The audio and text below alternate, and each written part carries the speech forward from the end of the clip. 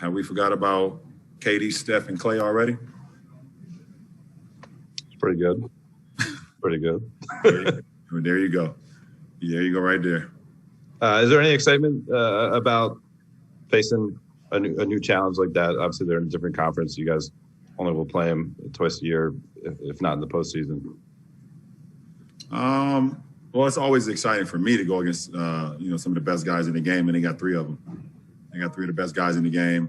You definitely love to be full when you're playing against a team like that and see, like at that point in the season where you match up, how you match up against some of the best teams in the league. And obviously we won't be full on Thursday. So, but other than that, yeah, I love going out there and just, being out on the floor with some of the best that play this game.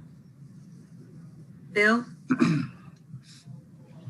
Hey, LeBron, after you guys got the word of what the MRI on AD had shown, did you feel like, did you say anything to the team, or did you feel a need to talk to the team about what you guys would need to do to get through this? And then what might that message have been? It's just next man up. It's next man up, and we're not expecting one person. We're not expecting one person to try to pick up AD's, productivity. Nobody's going to be able to do that. He just brings too much to the table, but we all can do more. We all can collectively do more, and that's our job. That's our job, to come out and do more, and we've seen that tonight. The 4 guys that we brought in the offseason, they all did more tonight. DS, Trez, Wes, and Mark, picked up their play, and we needed that from every last one of them tonight. So we're going to need that while AD's out. Kyle? Hey, LeBron. I also have a Nets question if you're willing to entertain it. But you guys beat the Rockets very convincingly last year's playoffs. You played the Rockets in James's last game there. Do you feel like, what the Lakers have done last year and what you guys have started to do this year is sort of directed that response where James is now in Brooklyn? I don't think it has much to do with us. I think it has everything to do with how James was feeling. James felt like he wanted to be in a different position, a different situation. He wants to win. He wants to win now. And he felt like his time was over in Houston, and that was all it's about. BT? What's up, Ron? Come on, B. Everything's good. Frank talked about telling you guys you have to embrace this moment with AD being out forever, as long as that is. What does that mean to you, and how do you embrace that, not having him around?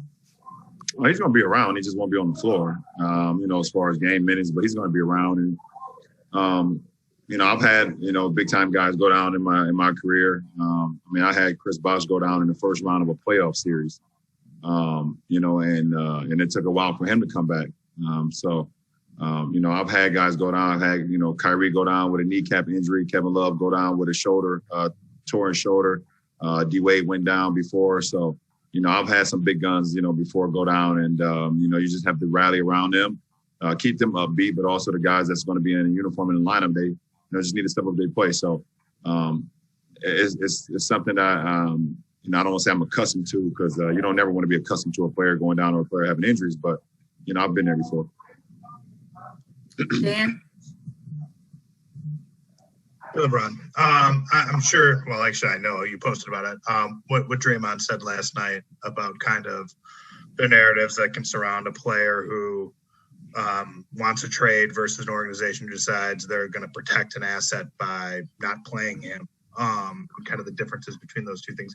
I'm curious, like, what's the solution in something like, in a situation like this? Is it just better understanding from the public, or I mean, how do we get to a more equitable place between ownership and players when it comes to narratives like that?